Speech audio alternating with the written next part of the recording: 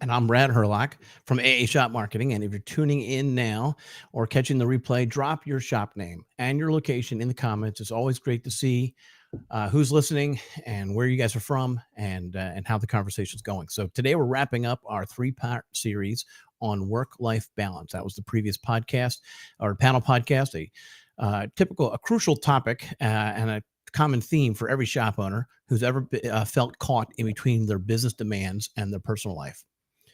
We've explored practical strategies and the power of delegation, and now we're going to dig into the mindset shifts needed to go and to trust your team. And just as my usual reminder, we're not a coach. We're not a coaching enterprise. We actually are a digital marketing company, but we have found that shops that actually have good strategy, good mindsets, and other processes and things in place are the ones that make the best customers for us. And so it's not that they need to be perfect, it's that they need to be on that journey, right? And that's part of what we're doing here. And we're just trying to help as many shops as possible with the Garage Grit podcast. And so let's dive in right now and discuss how successful shop owners, including our panelists, David Light, Kevin Bickford, and Paul Marcourt, have managed to overcome challenges by changing how they think about control and responsibility. And just as a point of reference, they also all mentioned that they continue to struggle with this. It continues to be an ongoing thing. Here's how they've gotten to where they're at today, right? And one of the biggest hurdles the shop owners have faced in achieving this work-life balance is changing their mindset about the control. Paul from Clintonville Auto Repair shared that early in his shop ownership, he believed that his way was it was the best. And it took a lot of time and a lot of frustration to realize that others could handle certain responsibilities very effectively, even differently. Paul now emphasizes that while his way may be good, it is not the only effective approach.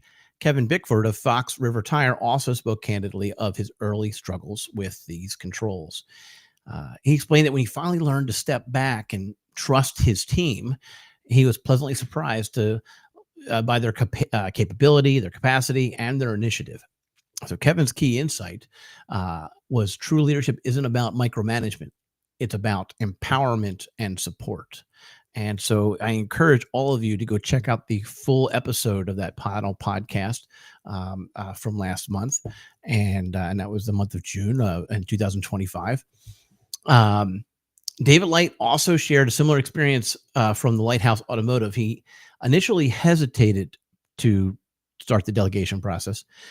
He found that stepping away occasionally not only strengthened his trust in his team, but also improved their overall business operations, to completely just turn off the device, right? And just like, you're on it, I'm going to the beach, or whatever the case might be.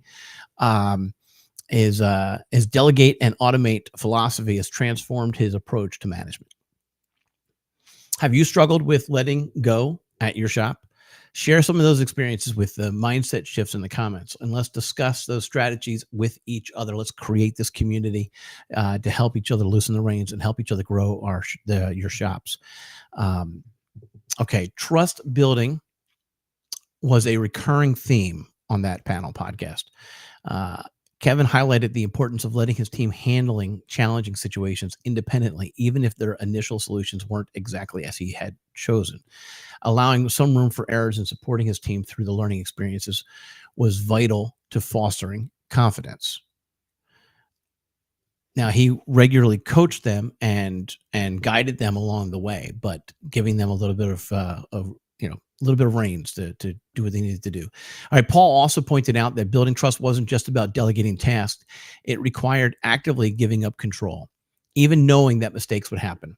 He described his role now as providing clear goals and allowing his team the freedom to achieve them on their own way, making the overall operation stronger. Now, key difference there between Kevin and Paul, Kevin had a little bit more of a coaching and guiding, training mentality while he was loosening those reins.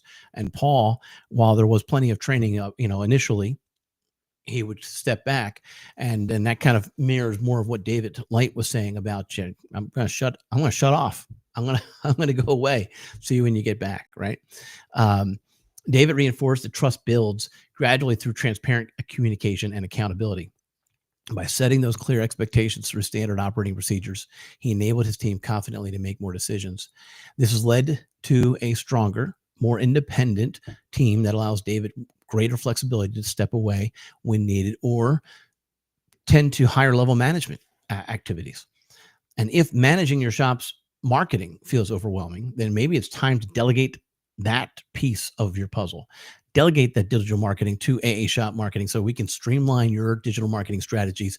Visit aashopmarketing.com today to start reclaiming your time and trust your marketing to specialists like us. Okay. In our final discussion, we revisited the idea of work-life balance harmony, a term that David preferred over work-life balance. And he described harmony as an ever-evolving state where shop operations and personal life coexist without constant friction, emphasizing adaptability and continuous adjustment. I like that because, when we talk about balance, we also think about scales. All right, well, I got to do 50 here, I got to do 50 there, I got to 50 there, and kind of measure it all out. Whereas harmony is that ever evolving state where it actually is just kind of working together. It's not a conflict. Kevin shared his insights into achieving harmony by integrating activities that relieve stress, like skateboarding, into his regular routine. Finding out his personal outlets have significantly improved his work-life balance. Work-life harmony, and have allowed him to be fully present in both his professional and personal spaces.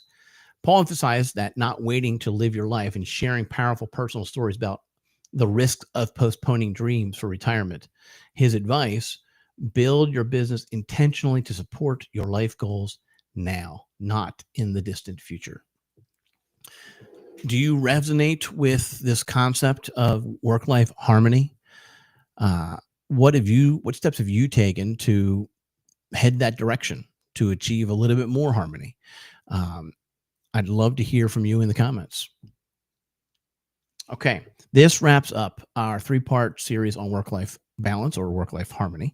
Remember that true harmony comes from mindset shifts, trusting your team, building adaptable business models, and you don't have to sacrifice your personal life for the successful of your shop. You've got to build the shop intentionally around that.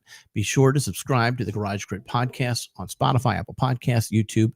Just search Garage Grit and stay connected and stay informed, making sure that you've selected that notification bell, because we're dropping Origin and Impact series almost every week right now.